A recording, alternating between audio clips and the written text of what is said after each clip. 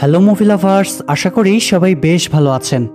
আমাদের আগের এক্সপ্লেন করা সিরিজগুলোতে আমরা খুব ভালো রেসপন্স পেয়েছি, তাই আজকে আরও একটা অসাধারণ সিরিজ নিয়ে আপনাদের সামনে হাজির হলাম, যার নাম হলো ক্রিমিনাল কোড, যেখানে আমরা এক দুর্ধর্ষ ডাকাত দলকে ধরার জন্য পুলিশের বিভিন্ন প্রচেষ্টা দেখতে পারবো।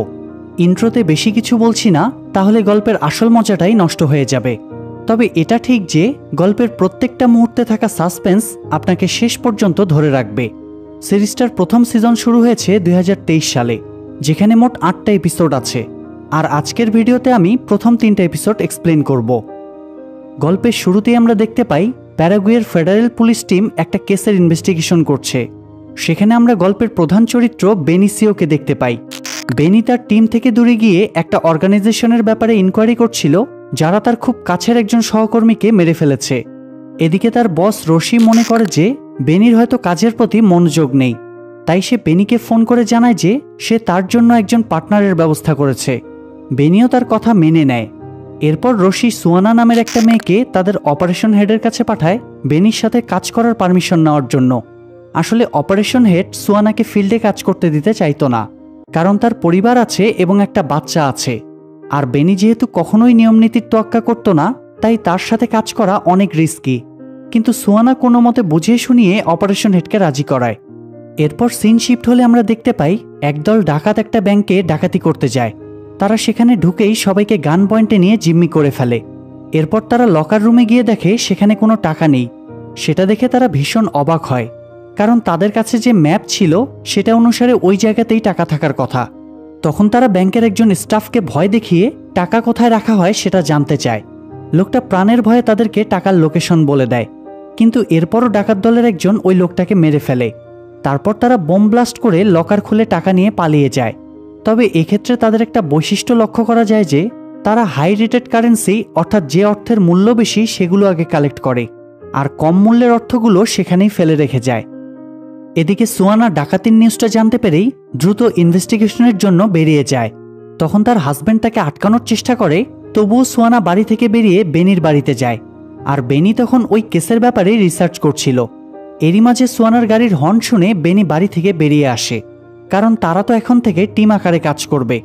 গাড়িতে উঠে বেনি সুয়ানাকে জানায় যে তাদেরকে ওই ডাকাতের আস্তানায় যেতে হবে। সুয়ানা তাই তার কথা মতো গাড়ি ড্রাইভ করতে শুরু করে, আর বেনি তাকে গাইড করতে থাকে। কিন্তু শহর থেকে বেশ কিছু দূর যাওয়ার পর সুয়ানা দেখে যে পুলিশ রেকর্ডে ডাকাতদের যে অ্যাড্রেস আছে এটা সেই জায়গা নয়। সে বুঝতে পারে নিশ্চয়ই বেনির অন্য কোনো প্ল্যান আছে। বেনি তাকে বোঝানোর চেষ্টা করে যে এটা শর্টকাট রাস্তা, কিন্তু সুয়ানা তার কথা বিশ্বাস করে না। একটা পর্যায়ে বেনি স্বীকার করে যে সে অন্য একটা জায়গাতেই যাচ্ছে, আর সে কনফিডেন্ট যে সেখানে গেলেই তারা ওই ডাকাতদের পেয়ে যাবে। সুয়ানা যদিও তার কথা মানতে চায় না, কিন্তু তারপরও বেনির কথায় বাধ্য হয়ে তার সাথে যেতে হয়। কিন্তু সেখানে গিয়ে তারা দেখে পুরো জায়গাটাই ফাঁকা। সুয়ানা তখন বিরক্ত হয়ে সেখান থেকে বেরিয়ে যেতে চায়, কিন্তু বেনি তাকে বাধা দেয়। এমন সময় তারা দূরে গাড়ির আওয়াজ শুনতে পায়। তখন তারা সেদিকে এগিয়ে গিয়ে দেখে ওই ডাকাত দলের লোকেরা টাকা ভাগাভাগি করে সেখান থেকে পালানোর প্রস্তুতি নিচ্ছে। সেটা দেখে বেনিরা দ্রুত সেখান থেকে পালিয়ে যায়, কারণ ওই ডাকাতরা সংখ্যায় বেশি ছিল এবং তাদের কাছে অনেক অত্যাধুনিক অস্ত্র ছিল। আর এদিকে বেনিরা ছিল মাত্র 2 জন, এবং তাদের কাছে একটা করে পিস্তল ছাড়া আর কিছুই ছিল না। তাই তারা দ্রুত ব্যাকআপ টিম পাঠানোর জন্য তাদের অফিসে যোগাযোগ করে। কিন্তু দুর্ভাগ্যবশত ব্যাকআপ টিম আসার আগেই তারা ওই ডাকাত দলের সামনে পড়ে যায়। তখন ডাকাত দলের লিডার দলের সবাইকে বেনিদের পিছনে লেলিয়ে দেয়। তবে সৌভাগ্যবশত বেনিরা কোনো মতে প্রাণ বাঁচিয়ে পালিয়ে যায়। আর ততক্ষণে ব্যাকআপ টিম এসে ডাকাত দলের উপর অ্যাটাক করে। সেখানে সেই ডাকাত দলের কয়েকজন মারা যায়, আর বাকিরা সেখান থেকে পালিয়ে যেতে সফল হয়। তখন রশি তার টিমকে অর্ডার দেয় যে তারা যেন বিভিন্ন এয়ারপোর্ট এবং ডক ইয়ার্ডগুলোতে গিয়ে যাদেরকে সন্দেহজনক বলে মনে হয় তাদেরকে ধরে নিয়ে আসে। সিন শিফট হলে আমরা দেখতে পাই ডাকাত দলের কয়েকজন একটা র্যান্ডম গাড়ি হাইজ্যাক করে সেই গাড়িতে শিফট হয়ে যায়, যাতে পুলিশ তাদের পর্যন্ত পৌঁছাতে না পারে। সেখানে ডাকাত দলের একজন গাড়িতে থাকা একজন মহিলার ব্যাগ থেকে একটা সসেজ বের করে খেতে শুরু করে। আরেকদিকে বেনি এবং সুয়ানা ওই এলাকার বাসগুলোকে চেক করতে গিয়ে একটা লোকের কাছে ব্যাগ ভর্তি টাকা পায়। তাকে নিয়ে অফিসে ফিরে তারা দেখে পুরো অফিস লোকারণ্য হয়ে গিয়েছে। তারা রশির কাছে গিয়ে এই বিষয়ে জানতে চাইলে রশি জানায় যে এদের সবাই সন্দেহ তালিকায় আছে। এরপর সুয়ানা গিয়ে তাদের ধরে আনা ওই লোকটাকে জিজ্ঞাসাবাদ করতে শুরু করে, কিন্তু লোকটা কোনোভাবে তার মুখ খোলে না। এরই মাঝে পুলিশ সেই গাড়িটার খোঁজ পায় যেটা ডাকাত দলের লোকেরা হাইজ্যাক করেছিল। তখন ফরেন্সিক এক্সপার্ট ইউরিকে গাড়িটা ইনভেস্টিগেট করতে পাঠিয়ে দেওয়া হয়। তার সাথে অন্য একটা ছেলেও যায় যে রিসেন্টলি ফেডারেলে জয়েন করেছে। সেখানে গিয়ে ইউরি ডাকাতদের খাওয়া সসেজের সামান্য অংশ খুঁজে পায়।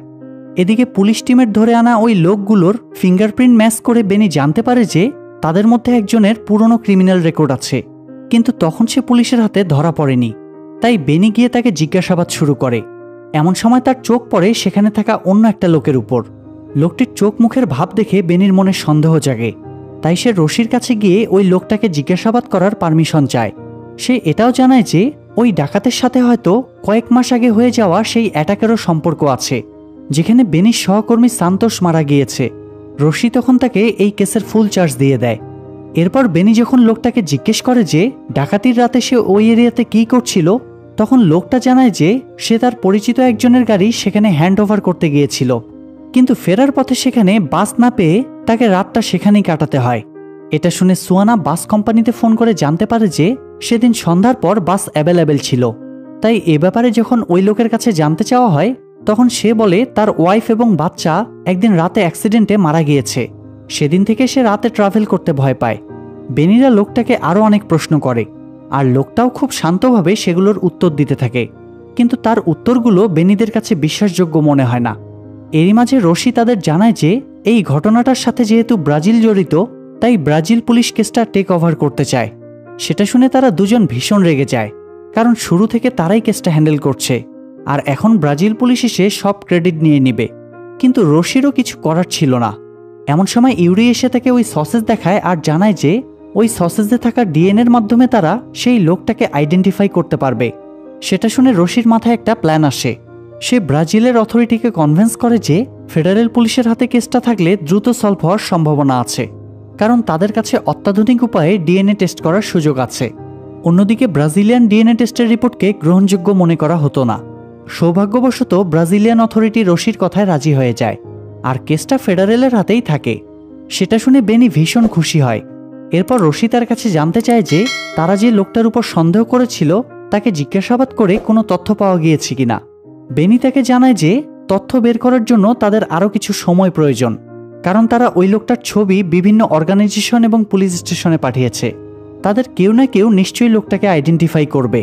কিন্তু রশি লোকটাকে ছেড়ে দিতে বলে, কারণ নিয়ম অনুযায়ী তারা বিনা দোষে কাউকে 12 ঘন্টার বেশি আটকে রাখতে পারবে না। তাই বেনি তখন বাধ্য হয়ে লোকটাকে ছেড়ে দেয়। এরপর সিন শিফট হলে আমরা একটা অদ্ভুত লোককে দেখতে পাই, যে কিনা টিভিতে ওই ডাকাতির নিউজটা দেখছিল। এরপর লোকটা গাড়ি নিয়ে কোথাও একটা যাওয়ার উদ্দেশ্যে রওনা হয়। তখন আমরা দেখতে পাই যে তাকে কেউ একজন ওই ডাকাতির কেসে সন্দেহজনক লোকদের লিস্ট পাঠিয়েছে। কিন্তু প্রশ্ন হলো তার কাছে কেন কেউ ওই লোকগুলোর লিস্ট পাঠাবে, আর এই লোকটাই বা কে? এই প্রশ্নের উত্তর জানার জন্য আমাদেরকে আরেকটু অপেক্ষা করতে হবে। এদিকে রশি হঠাৎ এসে বেনির কাছে ওই সন্দেহজনক লোকটার ব্যাপারে জানতে চায়। বেনি জানায় তারা লোকটাকে ছেড়ে দিয়েছে। তখন রশি তাদেরকে বলে যে আন্ডারকভার এজেন্টদের মধ্যে একজন ওই লোকটাকে আইডেন্টিফাই করেছে। লোকটার ক্রিমিনাল রেকর্ড আছে এবং তার নাম হলো সোলস। নামটা শোনা মাত্রই বেনির মাথায় আকাশ ভেঙে পড়ে, কারণ সে জানতো যে এই নামের লোকটাই সান্তোষকে খুন করেছে, আর বেনি এতদিন যাবৎ ওই লোকটাকেই খুঁজে বেড়াচ্ছিল। তো পরদিন একটা মিটিংয়ে রশি ওই ডাকাতদের ডাকাতির প্যাটার্ন নিয়ে আলোচনা করছিল।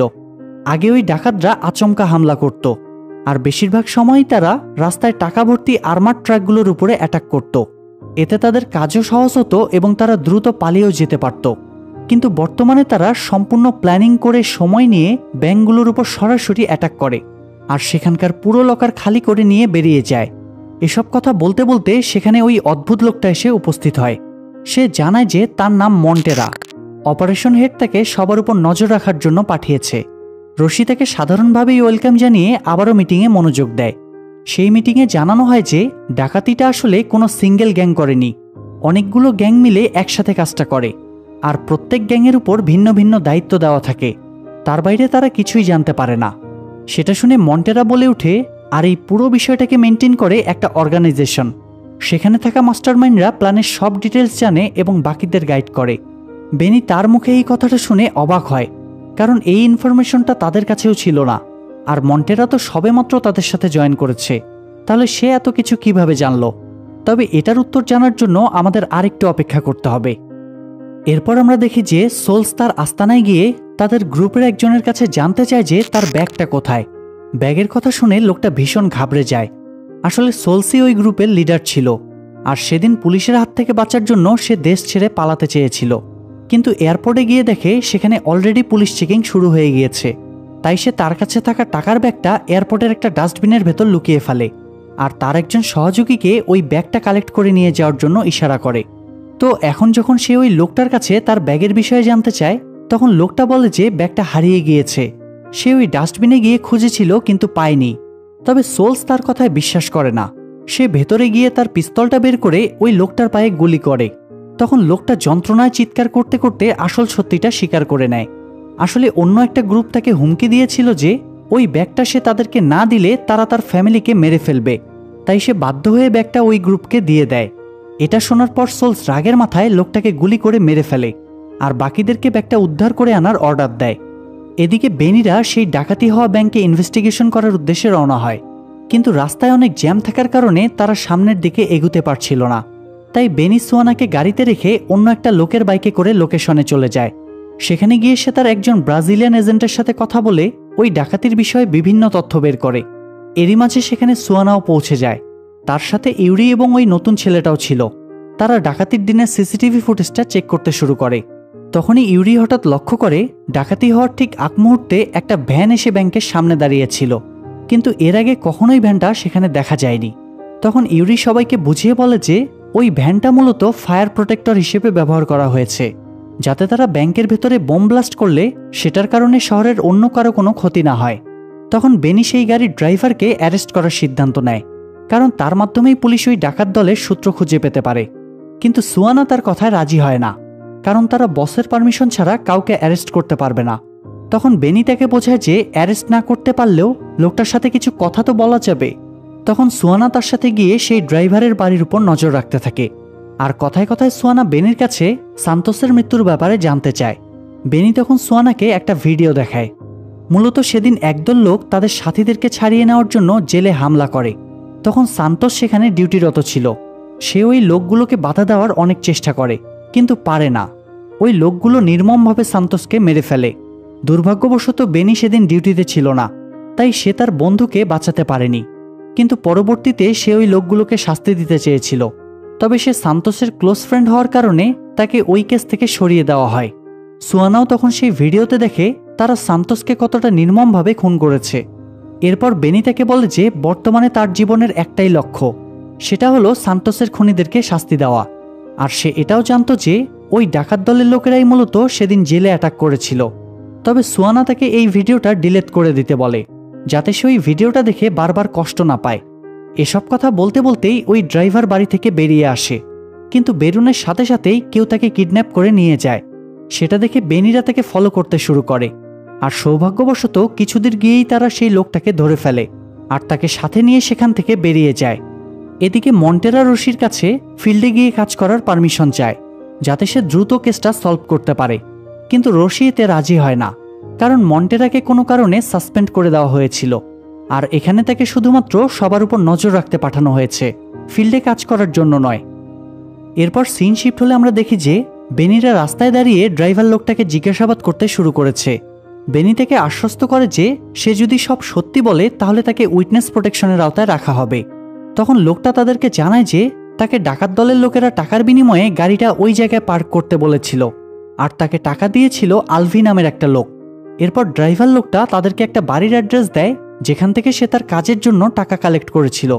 অ্যাড্রেস পেয়ে বেনিরা তৎক্ষণাৎ সেই বাড়ির উদ্দেশ্যে রওনা হয়, আর সেই সাথে তার টিমকেও সেখানে পৌঁছাতে বলে। সেখানে পৌঁছে তারা বুঝতে পারে এটাই ওই ডাকাতদের আস্তানা। সেখানে তারা ডাকাতদের ব্যবহার করা অনেক জিনিস দেখতে পায়, যেখান থেকে তাদের ডিএনএ স্যাম্পল পাওয়া যাবে। এটা জেনে রশি ভীষণ খুশি হয়, আর ইউরি সেখান থেকে মোট ৬০ জনের ডিএনএ স্যাম্পল কালেক্ট করে। এদিকে বেনি এবং সুয়ানা তাদের কাছে থাকা সেই লোকটাকে আবারও জিজ্ঞাসাবাদ করে, কারণ তারা খোঁজ নিয়ে জানতে পেরেছে যে ওই লোকটার নামই আলভি। লোকটা প্রথমে মুখ না খুললেও পরবর্তীতে বেনির চাপে পড়ে সে বাধ্য হয়ে সবকিছু স্বীকার করে নেয়। সে জানায় যে তার দায়িত্ব ছিল ডাকাতির পর সবাইকে সেখান থেকে রেস্কিউ করা, এর বেশি সে কিছুই জানে না। এরপর যখন বেনি তার কাছে তাদের পরবর্তী প্ল্যান সম্পর্কে জানতে চায়, তখন লোকটা জানায় সেটার ব্যাপারে সে বেশি কিছু জানে না। সে শুধুমাত্র এটা জানে যে তাদের এবারের অ্যাটাক আগেরগুলোর থেকে ৩ গুণ বড় হতে যাচ্ছে। এটা শুনে বেনি বেরিয়ে গিয়ে ওই ড্রাইভারকে নিয়ে রাস্তায় ছেড়ে দেয়, আর তার হাতে কিছু টাকা ধরিয়ে দিলে লোকটা তখন তার কাছে জানতে চায় যে তার উইটনেস প্রোটেকশনের কি হবে, কিন্তু বেনি তার কথায় পাত্তা না দিয়ে তাকে সেখান থেকে তাড়িয়ে দেয়। অন্যদিকে মন্টেরা লুকিয়ে লুকিয়ে তার এক ইনফরমারের সাথে গিয়ে দেখা করে, আর তার কাছে ওই ডাকাত দলের মেইন মাস্টারমাইন্ডের সম্পর্কে জানতে চায়। তখন লোকটা তাকে রিয়াদ নামের একটা লোকের কথা বলে, যাকে কিং অব বর্ডার নামে ডাকা হয়। লোকটা নিজে আড়ালে থেকে অর্গানাইজেশনের নামে তার টিমকে লিড করত, আর এই সব কিছু সূত্রপাত হয়েছে ব্রাজিল প্যারাগুয়ে বর্ডার থেকে।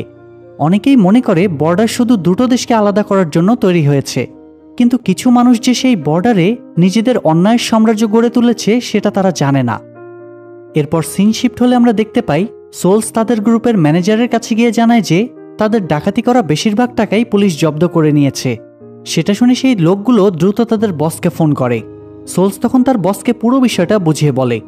এরপর তার বস খোঁজ নিয়ে দেখে যে সোলস সত্যিই বলেছে, তাই সে সোলসকে এবারের মতো ছেড়ে দেয়। তবে সেই সাথে তাকে 3 মাসের মধ্যে $30 মিলিয়ন জোগাড় করার দায়িত্ব দেয়। টাকাটা সময় মতো অর্গানাইজেশনের হাতে পৌঁছালেই সে তাদেরকে শান্তিতে থাকতে দিবে। সোলস বুঝে উঠতে পারছিল না যে এত কম সময়ের মধ্যে এত টাকা সে কিভাবে জোগাড় করবে, কিন্তু বসের কথা মানা ছাড়া তার কাছে আর কোনো উপায় ছিল না। এদিকে পুলিশ ডাকাতদের আস্তানা থেকে পাওয়া ডিএনএ স্যাম্পলগুলো ম্যাচ করে সেই লোকগুলোকে ধরতে শুরু করে। তারা খুব দ্রুতই বেশ কয়েকজনকে অ্যারেস্ট করে। এরই মাঝে মন্টেরা লুকিয়ে লুকিয়ে অফিসের ভেতর এনকোয়ারি করতে থাকে। অফিসে তখন কনস্ট্রাকশনের কাজ চলছিল, যে কারণে ইউরির ল্যাবের দরজা খোলা ছিল। মন্টেরা তখন সুযোগ বুঝে ল্যাবে ঢুকে যায়, তবে তাকে দেখে ইউরি বেশ অবাক হয়। মন্টেরা সেখানে লক্ষ্য করে ইউরি মামুটো নামের একটা লোকের ফোনের পাসওয়ার্ড হ্যাক করছে। মামুটো ওই ডাকাত দলেরই সদস্য ছিল, যে কিনা পুলিশের প্রথম অ্যাটাকে মারা গিয়েছিল। মন্টেরা ইউরির কাছ থেকে জানতে পারে যে পাসওয়ার্ড হ্যাক করতে আর 13 ঘন্টা সময় লাগবে। তখন মন্টেরা সেখান থেকে বেরিয়ে তার ফোনে 13 ঘন্টার টাইমার সেট করে নেয়। এরপর সিন শিফট হলে আমরা দেখতে পাই সোলস রোলেটা নামের একটা লোকের সাথে দেখা করতে যায়। রোলেটা মূলত তাদেরকে ডাকাতির বিভিন্ন সোর্স খুঁজে দিত, তাই সে রোলেটার কাছে গিয়ে জানায় যে তাকে 3 মাসের মধ্যে $30 মিলিয়ন জোগাড় করতে হবে অর্গানাইজেশনের জন্য। সেটা শুনে রোলেটা সাফ সাফ জানিয়ে দেয় যে এটা কোনোভাবেই সম্ভব নয়, কারণ পুলিশ এখন চারিদিকে তাদেরকেই খুঁজে বেড়াচ্ছে। এই মুহূর্তে কোনো পদক্ষেপ নিলেই তাদেরকে বিপদে পড়তে হবে। কিন্তু সোলস তাকে জোর করতে থাকে, কারণ তার হাতে বেশি সময় নেই। তখন লোকটা তাকে আশ্বস্ত করে যে সে অবশ্যই তাকে হেল্প করার চেষ্টা করবে। অন্যদিকে পুলিশ যাদেরকে অ্যারেস্ট করেছিল, অর্থাৎ যাদের ডিএনএ স্যাম্পল পাওয়া গিয়েছিল, তাদের কারো সাথে এই রিসেন্ট ডাকাতির কোনো কানেকশন খুঁজে পাওয়া যাচ্ছিল না। কিন্তু পুলিশ এটা জানতো যে তারা কোনো না কোনোভাবে কানেক্টেড। এটা নিয়ে তাদের টিমের মধ্যে দ্বিমত শুরু হয়। এমন সময় বেনি হঠাৎ সেখান থেকে উঠে গিয়ে প্রফেসর অ্যাসেন্সকে তাদের মিটিংয়ে নিয়ে আসে। তবে রশির কাছে এই বিষয়টা ভালো লাগে না, কারণ রশির সাথে তার সব সময় ঝামেলা বেঁধে থাকতো। যাই হোক, কেসের সাথে রশি কোনো রিয়্যাক্ট করে না।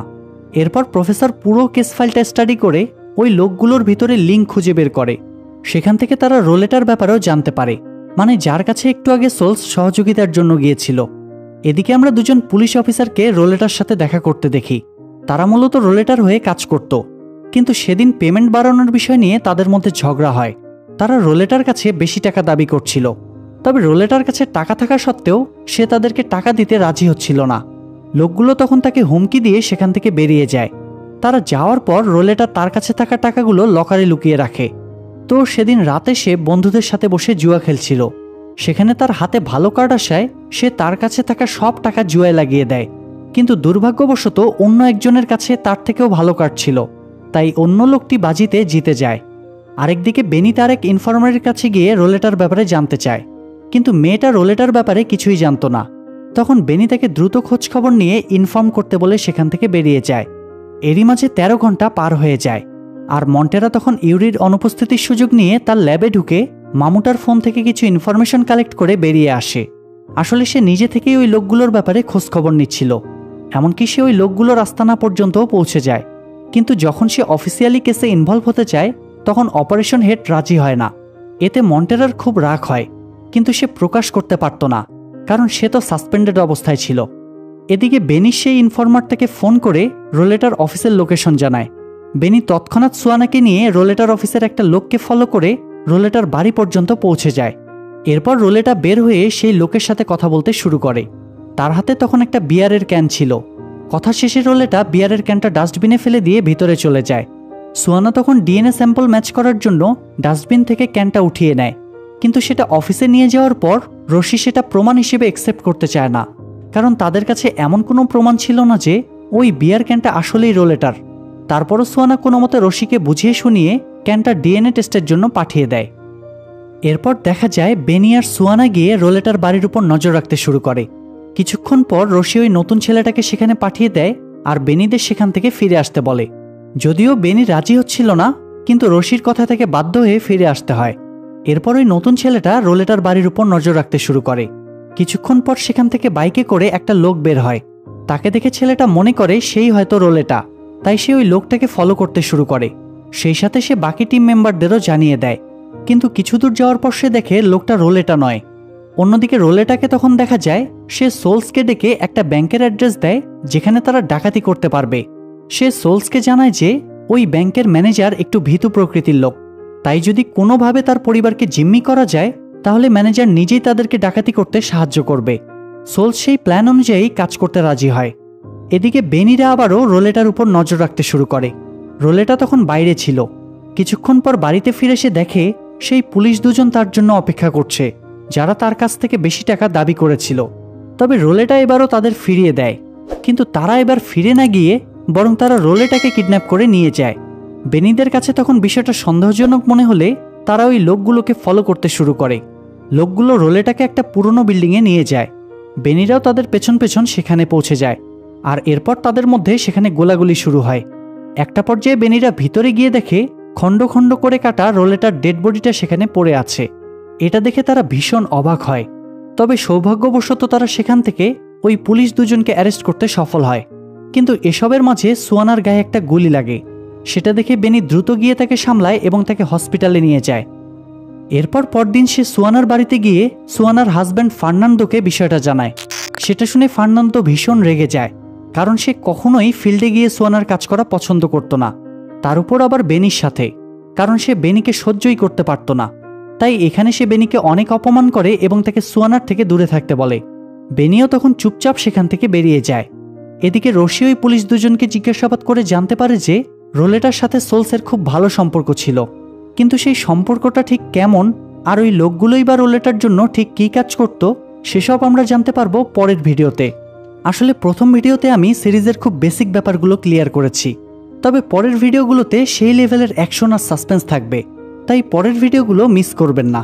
তাহলে লাইক আর কমেন্টের কাজটা সেরে ফেলুন, আর চ্যানেলে নতুন হয়ে থাকলে সাবস্ক্রাইব করে বেল বাটনটি অল প্রেস করে রাখুন।